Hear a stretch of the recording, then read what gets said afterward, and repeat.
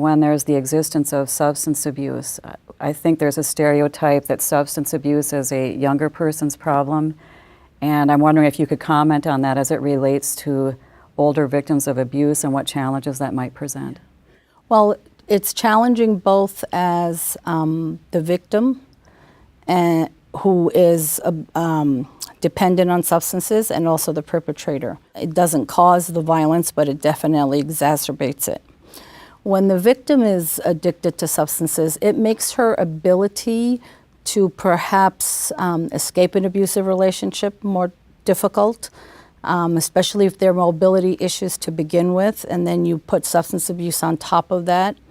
Unfortunately, sometimes if it's been a long history of substance abuse, we find that family members have kind of disengaged from the victim, and so that causes even further isolation. Substance abuse is unique in itself without the mental illness or the layer of abuse that accompanies substance abuse and what could happen during a time when someone is abusing. Later, individuals that are older are beginning to experiment with substances later in life. And what we're finding is that these are individuals that socially used along the way. And a crisis or an incident happened in their life, like maybe retirement or downsizing at some type of agency or a corporation, or some significant disability or illness that causes them to go from socially using to what we call self-medicating, which is now I'm using to escape what I'm going through. Many of the victims that we see, they're abusing substances because they want to maintain order in the home. And what I mean by that is oftentimes their abuser is using. So that's a commonality. We're using together, and when we're using together, incidents are not occurring, or at least they're not occurring during the time of party time or fun time related to substances, and we have something in common at that time.